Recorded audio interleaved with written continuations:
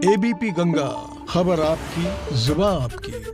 गोरखपुर महोत्सव के समापन के मौके पर सीएम योगी आदित्यनाथ ने गोरखपुर वालों को कई सौगातें दी। उधर सीएम ने कहा कि गोरखपुर चिड़ियाघर भी इसी साल शुरू होगा। उन्होंने कहा कि बर्ड फ्लू की आशंका नहीं होती तो चिड़ियाघर में अब तक जानवर ला दिए जाते। गोरखपुर का चिड़ियाघर देश का सबसे खूबसूरत चिड़ियाघर बनेगा। संबोधन के दौरान विरोधियों पर सीएम योगी ने जमकर प्रहार किया। उन्होंने कहा जो देश के लिए खतरा है उन्हें जू में ही रखना ठीक होगा।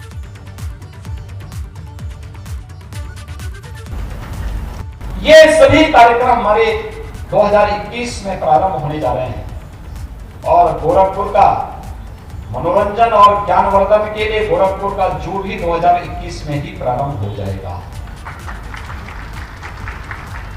बर्ड फ्लू का भी खतरा नहीं दिखाई देता तो हम लोग अब तक कई जानवरों को वहां लेके आ गए होते और बहुत सारे ऐसे भी जीव हैं जिनको तो जू में ही रखना आवश्यक है।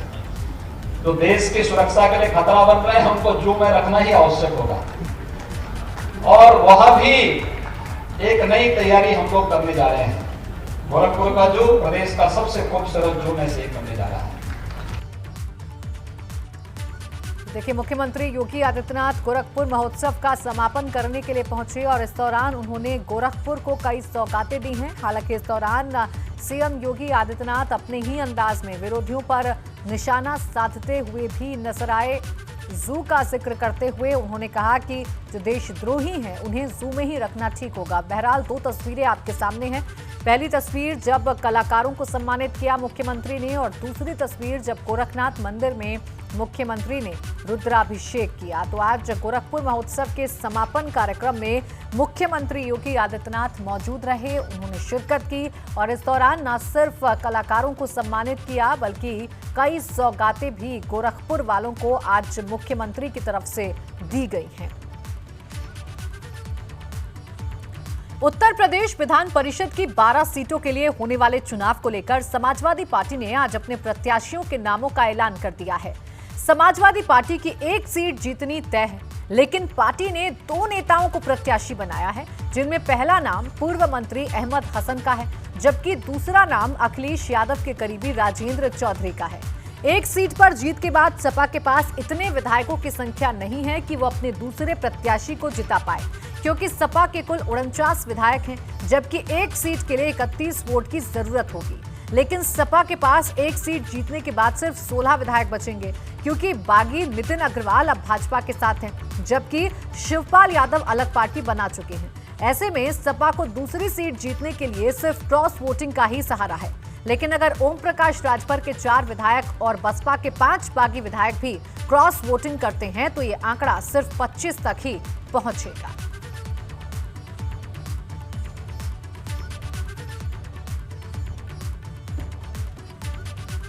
तो देखिए, आपको बता दें कि ये जो नई सियासी चाल चली है समाजवादी पार्टी ने, उससे ये जो विधान परिषद का चुनाव है वो दिलचस्प होता हुआ नजर आ रहा है, क्योंकि जो आंकड़े कह रहे हैं, जिस प्रकार से जो संख्या बल कह रहा है, उसके मुताबिक 10 सीट भाजपा के खाते में जाना तय है और एक सीट समाजवादी पार्टी के खाते में जाना तय है।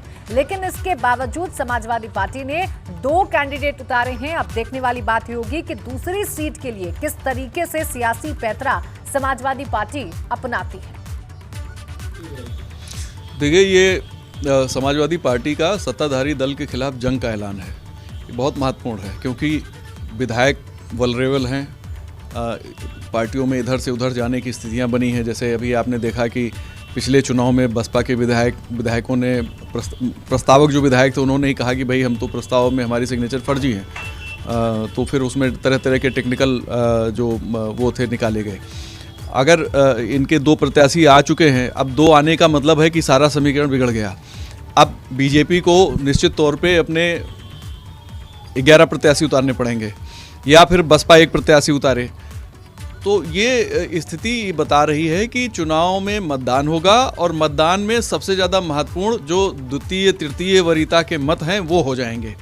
तो विधायकों की तो देखिए पूछ बढ़ गई है और चूंकि आगे चल के विधानसभा चुनाव की स्थितियां हैं तो इसमें समीकरण पे एक मैसेज भी जाता है। जैसे पिछली बार बीजेपी ने माफ़ करिएगा बसपा ने जिस तरह के बयान दे दिया कि हमारी प्राथमिकता में क्या है और क्या नहीं, उन्होंने बीजेपी का जिस तरह से नाम लिया, तो उसे एक मैसेज चला गया। तो ये अब एक संदेश की राजनीति है, एक खुली राजनीतिक जंग है और इस जंग का जो आगाज है वो विधान परिषद चुनाव है। देश भर में कृषि कानून के खिलाफ आंदोलन कर रहे किसानों ने भी लोहड़ी का पर्व मनाया, लेकिन किसानों ने इस बार ये पर्व कुछ खास अंदाज में मनाया। किसानों ने कृषि कानूनों की प्रतियां जलाकर इन कानूनों के प्रति अपना विरोध व्यक्त किया। उधर यूपी में भी नोएडा, लखनऊ और शामली समेत प्रदेश के कई जगहों पर किसानों ने प्रदर्शन किया और कानूनों की प्रतियां जलाई। किसानों ने उनकी मांगे न मानने को लेकर भाजपा केंद्र सरकार के खिलाफ नारेबाजी भी की। उन्होंने कहा कि कृषि कानून को रद्द किए जाने की मांग एक बार फिर से दोहराई है।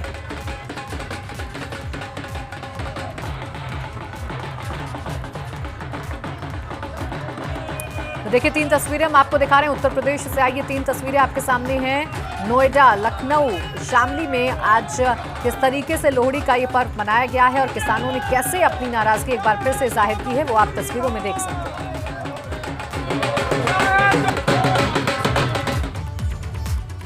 यूपी में योगी सरकार की तरफ से माफियाओं, बाहुबलियों और दूसरे अपराधियों के खिलाफ चलाए जा रहे ऑपरेशन नेस्ता नाबूद अभियान के तहत संगम नगरी प्रयागराज में आज भी एक बड़ी कार्रवाई को अंजाम दिया गया।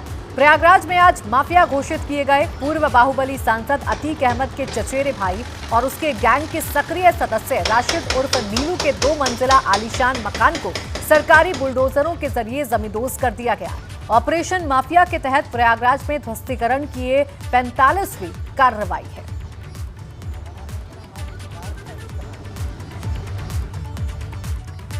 सोलह जनवरी से प्रदेश के साथ देश भर में कोरोना का वैक्सीनेशन होगा। इसे लेकर सभी तैयारियां पूरी कर ली गई हैं और लगातार वैक्सीन भी अलग अलग इलाकों में पहुंचाई जा रही हैं। पहले स्टेट सेंटर पर वैक्सीन पहुंच रही है और उम्मीद है कि कल से सभी जिलों में वैक्सीन पहुंचाई जाएगी। कल जहां लखनऊ में वैक्सीन की पहली खेप पहुंची थी, तो वहीं आज वाराणसी, मेरठ और कानपुर में वैक्सीन पहुंच गई है।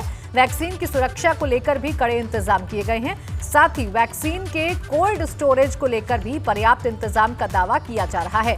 अच्छी बात यह है कि अभी सब कुछ दावे के मुताबिक ही चल रहा है और कहीं से भी अभी लापरवाही वाली तस्वीर देखने को नहीं मिली है।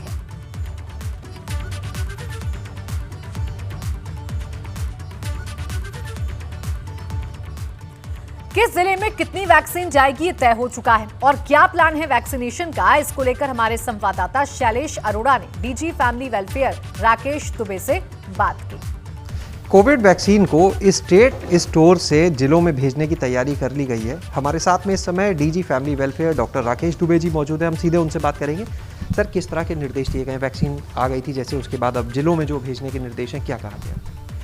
जिलों के सीएमओ को कह दिया गया है कि वो अपने वैक्सीन को स्टेट स्टोर से मंगवा लें। तो उनके व्हीकल्स, उनके जो वैक्सीन के व्हीकल्स हैं वो लेकर के यहाँ पहुँचेंगे और यहाँ से इनको जो भी आवंटन किया गया है गवर्नमेंट ऑफ इंडिया की तरफ से, उस हिसाब से वैक्सीन दे दिया जाएगा और वो ले जाएंगे अपने डिस्ट्रिक्ट के स्टोर में रखने के लिए। सर, जो ये डिस्ट्रीब्यूशन किया गया है कि कहाँ कितनी वैक्सीन जाएगी, ये स्टेट लेवल से डिसाइड हुआ है या सेंट्रल लेवल से, जिलों का? ये कोविन पोर्टल के माध्यम से देखा गया कि कहाँ कितने बेनिफिशरीज हैं, उस हिसाब से गवर्नमेंट ऑफ इंडिया ने खुद डिसाइड किया है।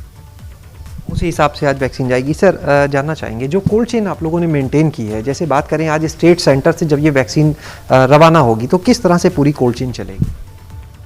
कोल्ड चेन हर जगह मेंटेन है, मंडल पर, स्टेट स्टोर्स पर, डिस्ट्रिक्ट लेवल पर, ब्लॉक लेवल पर।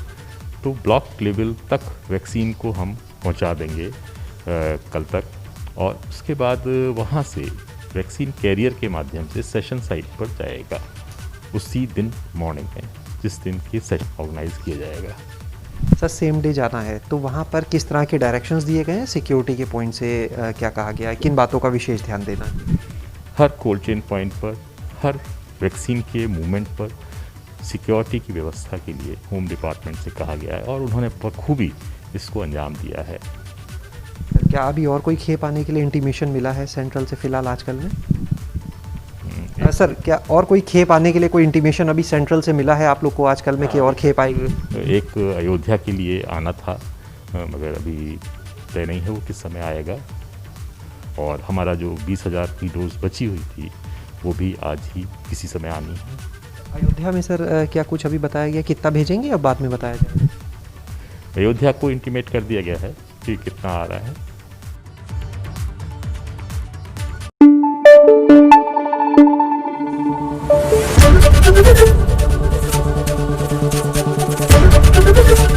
एबीपी गंगा, खबर आपकी, जुबान आपकी।